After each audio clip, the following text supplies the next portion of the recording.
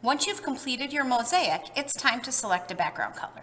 Now, you chose a black background color in the beginning, but at this point, you'll probably change your mind. And this way you can really test out different colors to see what you think would work. So I have a dark green from when I was working earlier, so I want to try a different color. So if I go to the color picker and I click on the box, I can move the slider to a range of colors that I'd like, and I can click on a color. I know I do want something darker. You want to think about what's going to really make your pieces stand out the most. So I'm going to try this dark blue, and I'm going to take my paint bucket, and I already made sure I'm on the layer that's my background color, because you wouldn't want to do this on one of the other layers or it wouldn't quite work well. So I'm clicking the background and I'm seeing. I do like the blue better than the green. So then I'm going to go through and try a different color. Be darker brown. I like that even better. And finally, I'm going to try a black.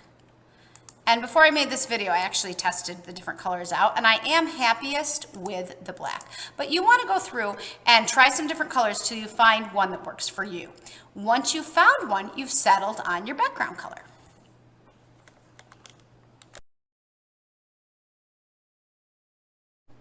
Now that I'm happy with my background color, I'm going to give it a final save. First, you want to save it just as the Photoshop document, which you've been doing all along. So I just need to say File, Save for that. It's in the right spot. It's got the right name. Now I want to give it one final save. I'm not going to save it as a Photoshop document because I want something that I can share. That's going to be one layer that's going to not take up a ton of memory. So along the top, I'll say File, Save As, and I'm going to name it something for submitting it. So I'm going to say Kukuzi Mosaic Bluebird. I'm going to save it in my OneDrive in case anything happens. I'll have it there. Something happened to my computer. And where it says format, instead of Photoshop, I'm going to drop it down to JPEG. Not JPEG, JPEG 2000, JPEG right here. I could also save it as a PNG file. That would be fine, but I'm going to save mine as a JPEG. I'll say save, and then I'll have to say OK and OK.